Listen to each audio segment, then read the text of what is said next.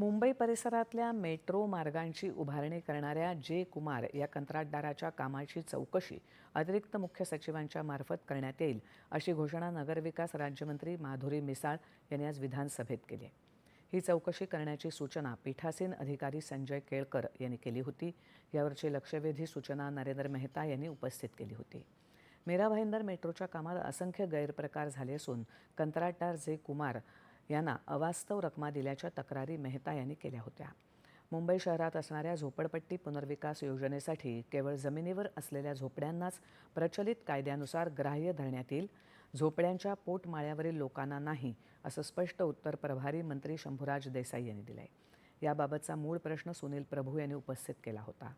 पोटमाळ्यावरच्या लोकांना समाविष्ट केलं नाही तर मुंबई झोपडपट्टी मुक्त होणार नाही, असं मत सदस्यांनी मांडलं. त्याला अध्यक्ष राहुल नार्वेकर यांनी अनुमोदन दिलं आणि सरकारनं याचा विचार करावा अशी सूचना केली. मुख्यमंत्री आणि दोन्ही उपमुख्यमंत्री यांच्याशी चर्चा करून त्यावर विचार करण्यात येईल, असं मंत्री म्हणाले. राज्यात भेसळयुक्त अन्नपदार्थांच्या तपासण्यांची संख्या वाढवण्याची ग्वाही देत 167 नवीन अन्न निरीक्षकांची नेमणूक केल्याची माहिती अन्न आणि औषध प्रशासन मंत्री नरहरी झिरवाळ यांनी विधानसभेत दिली. याबाबतचा मूळ प्रश्न सुनील कांबळे यांनी उपस्थित केला होता. मुंबईतलं विधान भवन, मुंबई उच्च न्यायालय, BSE आणि मेट्रोला बॉम्बनं उडवून देण्याची धमकी ईमेलद्वारे आल्याची धक्कादायक माहिती समोर आली आहे.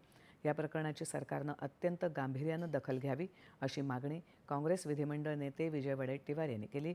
सध्या विधिमंडळाचं अधिवेशन सुरू असतानाच अशा प्रकारची धमकी येणं ही चिंतेची बाब असल्याचं त्यांनी नमूद केलं.